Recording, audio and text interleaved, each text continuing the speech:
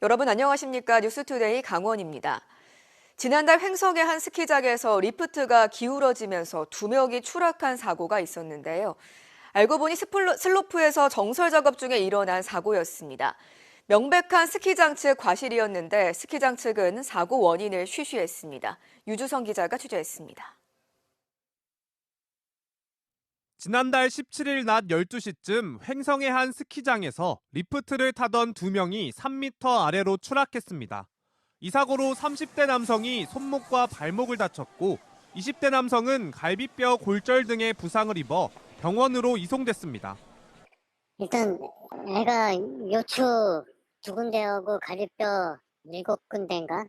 네. 그렇게 부러져서 지금 있고요. 의무실에서 방치하고 있었어요. 하도 아파가지고 애가 지 엄마한테 전화해가지고 아프다 그러니까 애 엄마가 화들짝 놀라가지고 빨리 앰뷸런스 불러가지고 병원으로 가라고. 당시 사고는 운행 중이던 리프트가 기울어지면서 발생했는데 스키장 측 과실로 확인됐습니다. 슬로프 설지를 관리하는 정설차가 고정장치에 줄을 걸어 작업을 하다 운행 중이던 리프트 의자에 줄이 걸려 사고가 난 겁니다. 정설 작업은 주로 사람이 없는 야간이나 휴식 시간에 하는 게 일반적인데 슬로프 운영 시간에 리프트 인근에서 작업이 진행됐습니다. 당시 리프트에는 18명이 타고 있어 자칫 큰 사고로 이어질 뻔했습니다. 하지만 스키장 측은 이런 사실을 쉬쉬했습니다. 어차피 회사에서도 원래 직원들한테도 얘기를 안 하려고 그랬어요, 그거를. 이제 밖에 나가면 이제 좀 이미지도 안 좋아지고 막 그러다 보니까. 그래갖고 이제 알고 있는 사람들은 이제 얘기 좀 어지간하면 하지 말아라, 이제 그런 상황이었고. 스키장 측은 사고 당일 원인을 묻는 취재진의 전화에도 큰 사고가 아닌 것으로 안다. 확인 후 연락을 주겠다고 했지만 연락은 없었고 본격적인 취재가 시작된 이후에야 뒤늦게 사고 원인을 설명하며 개별적으로 질의한 언론사에 사고 원인을 알려줬다고 밝혔지만 이 또한 사실이 아니었습니다. 정설차 작업 중 사고가 발생했다는 사실은 밝혀졌지만 안전수칙이 제대로 지켜졌는지, 작업 과정에서 구체적으로 어떤 과실이 있었는지 정확한 사고 경위도 파악하지 못하고 있어 추가적인 조사가 필요해 보입니다. MBC 뉴스 유주성입니다. 최근 고병원성 조류 인플루엔자 확산세가 심상치 않습니다. 2023년 12월 이후 한동안 잠잠하다 지난해 10월 강원도 동해에서 발병한 뒤 이후 전국 30곳 넘는 농장에서 산발적으로 발생하고 있는데요. 최근 당시 동해 확진 농장을 가보니 방역당국에서 금지하는 방법인 방사를 통한 닭과 오리 사육 사실이 확인됐습니다. 이준호 기자가 취재했습니다. 닭과 오리를 키우는 동해시의 한 농장, 방역본부의 출입금지 통제선이 입구를 막고 있습니다. 이 농장에서 고병원성 조류 인플루엔자에 걸린 조류가 발견된 건 지난해 10월 말, 2024년 들어 가금류 농장 감염이 시작된 첫 사례입니다. 이후 넉 달 동안 전국 곳곳에 30곳 넘는 농장에서 감염이 발생했습니다. 그런데 첫 감염이 발생한 이곳 농장이 방역 지침을 어긴 것으로 확인됐습니다.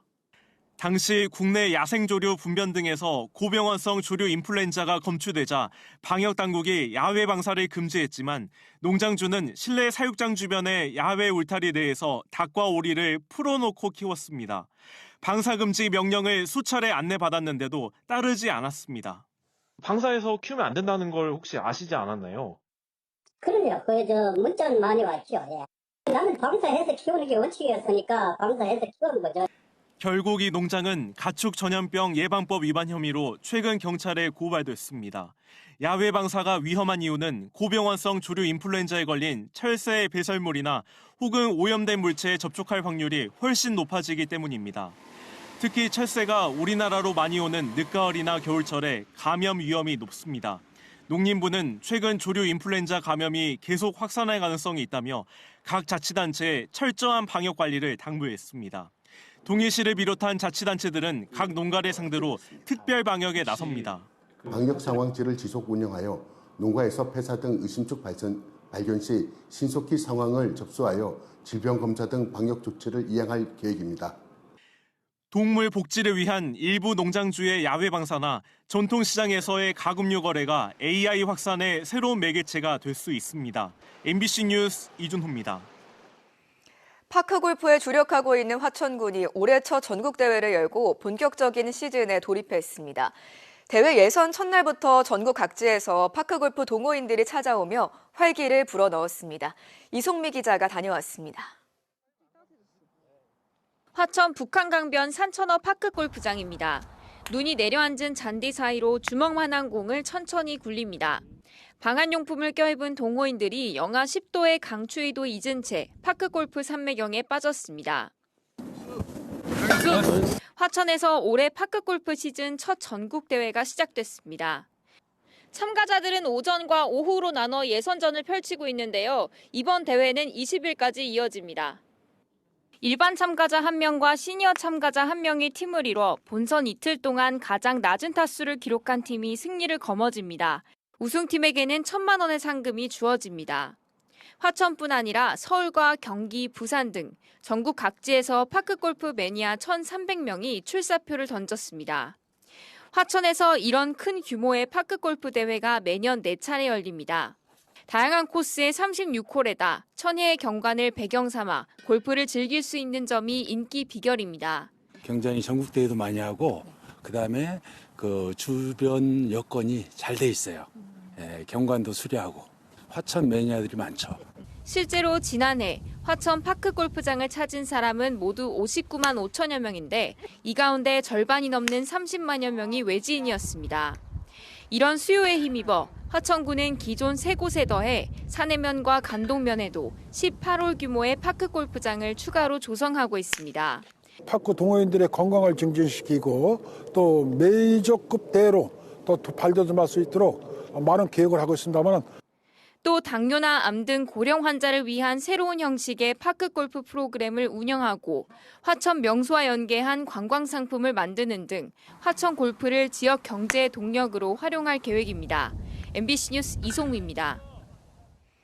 급경사로 사고 위험이 높았던 인제 국도 31호선 일부 구간이 국토교통부 예비타당성 조사 대상지로 선정됐습니다.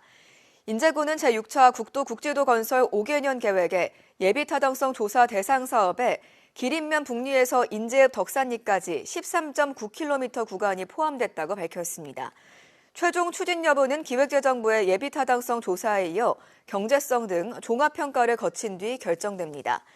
인제군은 교통망 개선과 인제읍과 기린면의 접근성 향상을 위해 관계기관과 협력하겠다고 밝혔습니다. 원주시와 횡성군이 원주공항의 국제공항 승격을 위해 협력하기로 했습니다. 두 시군은 오는 7일 원주공항에서 내년부터 5년 동안 추진되는 7차 공항 개발 종합계획에 원주공항을 국제공항으로 승격해달라는 공동 건의문을 발표할 예정입니다. 과거 의견이 달랐던 여객터미널 이전 문제는 현 청사 인근에서 크게 벗어나지 않기로 합의했습니다. 국제공항으로 승격되면 원주시는 디지털 헬스케어와 반도체 산업이 활기를 띨 것으로 횡성군은 미래 모빌리티 사업에 속도가 붙을 것으로 기대하고 있습니다. 올해 32회째를 맞는 태백산 눈축제 개막일이 이틀 앞으로 다가오면서 태백시와 태백시 문화재단이 원활한 행사 개최에 노력하고 있습니다. 두 기관은 주 행사장인 태백산 국립공원 단골광장의 교통혼잡을 해소하기 위해 행사 장소를 분산시키는 한편 태백역에서 축제장 입구까지 무료 셔틀버스를 운영할 예정입니다. 또 주차장 관리요원과 교통질서요원을 집중 배치해 관광객 편의를 도울 방침입니다. 태백산 눈축제는 오는 7일부터 16일까지 태백산 국립공원 단골광장과 황지연못 일원에서 열립니다.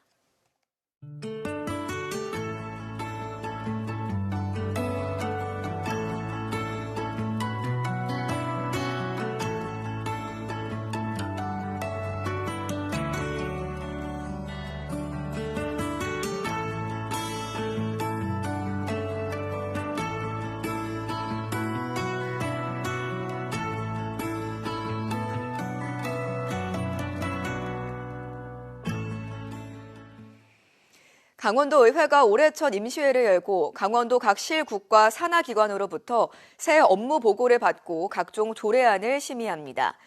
이번 임시회의 가장 큰 쟁점은 강원개발공사와 자금난을 겪고 있는 중도개발공사의 통합으로 의회 안에서도 적절성과 통합 방법을 놓고 의견이 분분합니다.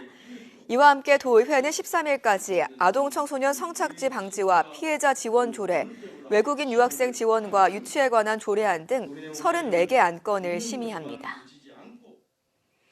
원주시의 교통문화 지수가 전국에서 가장 높은 것으로 나타났습니다. 원주시는 국토교통부의 2024년 교통문화지수 실태조사에서 90.35를 기록하며 전국 1위를 차지했습니다. 특히 신호 준수율과 안전띠 착용률, 횡단보도 신호 준수율은 99%를 넘어 전국 평균을 크게 웃돌았습니다. 원주시는 해당 조사에서 2019년부터 2022년까지 인구 30만 이상 그룹에서 4년 연속으로 1위를 차지하는 등 우수한 평가를 받아왔습니다. 강원도가 장애인 스포츠단을 공식 창단했습니다. 기존 직장운동 경기부를 재편해 육상과 노르딕 스키, 농아인 컬링 등 3개 종목 12명으로 구성된 장애인 스포츠단을 창단하고 동계 종목 지원을 강화합니다. 강원도는 국제대회 경쟁력과 강원도에서 5년간 동계체전이 단독 개최되는 점을 고려해 종목을 선정하고 2026년 1월 휠체어 컬링팀 6명도 편입할 예정입니다. 오는 11일 강원에서 열리는 제22회 전국장애인 동계체육대회에는 강원도에선 7개 종목 59명이 참가해 준우승을 노립니다. 강원도 교육청이 올해 직속기관 설립에 속도를 냅니다. 가칭 강원특수교육원 강릉 춘천 원주 설립과 사임당 교육원 생활관 개축 사업은 지난해 설계를 마치고 오는 3, 4월쯤 착공해 내년 상반기 준공할 예정입니다. 가칭 강원도 교육청 유아교육원 유아놀이 체험장 강릉 원주 설립 사업은 5월까지 설계를 마치고 9월에 착공해 내년 하반기까지 준공합니다. 속초교육문화관 개축 사업도 9월에 착공해 2027년 상반기 준공할 예정입니다. 강릉시가 2024년 교육발전특구 사업에 선정돼 글로벌 인재 양성을 위한 청소년 지원 강화에 나섭니다. 강릉시 청소년 수련관은 강릉 청소년 리더스, 청소년 오케스트라를 확대하고 야간 돌보명 문화 강좌를 신규 추진합니다. 또 북부 청소년 문화의 집은 미래 4차 산업 체험 캠프와 방과후 아카데미 사업을 운영하며 중앙 청소년 문화의 집은 연중 디지털 특화 프로그램을 진행하고 5월에 강릉시 청소년 디지털 문화축제를 개최할 예정입니다. 인구 감소와 고령화 속의 경제활동 인구를 늘리기 위해 춘천시가 외국인 유치에 주력합니다. 작년 1월 기준 춘천 지역 외국인 수는 5,052명으로 앞으로도 계속 늘어날 걸로 예상되자 춘천시는 조직 개편을 통해 국제협력관을 신설하기로 했습니다. 이상으로 강원 뉴스 마칩니다. 고맙습니다.